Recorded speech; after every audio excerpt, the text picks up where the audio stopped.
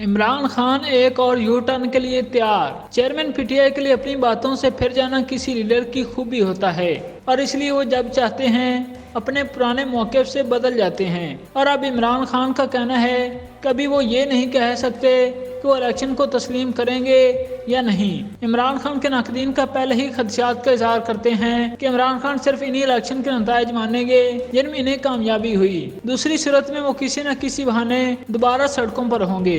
خلیجی T V کو interview میں عمران خان نے کہا کبھی یہ نہیں کہہ سکتے کہ انتخابی نتائج قبول کریں گے یا نہیں معلوم کہ انتخابات میں کیا ہوگا۔ اس وقت ملک میں واحد مسئلہ انتخابات کا ہے۔ عمران خان نے سابق آرمی چیف پر بھی تنقید کرتے ہوئے کہا کہ آرمی چیف احتساب پر یقین نہیں رکھتے تھے لیکن وہ قانون کی حکمرانی پر یقین رکھتے ہیں۔ پی ٹی آئی چیئرمین نے کہا کہ حکومت انتخابات ہارنے سے گھبرا رہی ہے، انہیں پتا ہے ان کا خاتمہ ہونے جا رہا ہے، یہ لوگ الیکشن سے ڈر کر بھاگ رہے ہیں اور اس کے لیے آئین کی خلاف ورزی پر بھی آمادہ ہیں۔ میں نے یہ نہیں کہا کہ اگر ہمیں 2/3 اکثریت نہیں ملی تو میں انتخابی نتائج قبول نہیں کروں گا۔ انہوں نے کہا کہ حکومتی اتحاد نے ضمنی انتخابات میں 37 میں سے 7 نشستیں جیتیں۔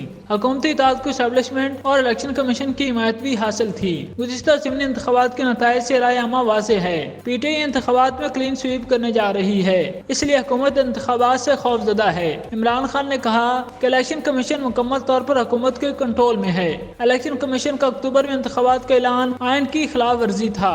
دیکھیں گے کہ انتخابات میں کیا ہوتا ہے، یہ نہیں کہہ سکتا کہ ہم نتیجہ قبول کریں گے یا نہیں۔ مجھے نہیں معلوم کہ انتخابات میں کیا ہوگا اور الیکشن کمیشن اور اسٹیبلشمنٹ کا رویہ کیسا ہوگا۔ انہوں نے کہا کہ ہم نے ہمیشہ انتخابات پر بات کرنے کے لیے اپنی رضامندی ظاہر کی ہے۔ اس وقت پاکستان میں واحد مسئلہ انتخابات کا ہے۔ چیئرمین پی ٹی آئی نے کہا کہ حکومت سے باہر ہونے کے بعد جنرل قمر جاوید باجوہ سے 2 ملاقاتیں کر چکا ہوں۔ میں یہ جاننا چاہتا تھا کہ انتخابات کیسے کروائے جائیں۔ مجھے نہیں پتا تھا کہ جنرل باجوہ اس لیے الیکشن چاہتے تھے کہ انہیں توسیع مل جائے۔ اس کے بعد سے ہماری اس اسٹیبلشمنٹ کے ساتھ کوئی بات چیت نہیں ہوئی ہے۔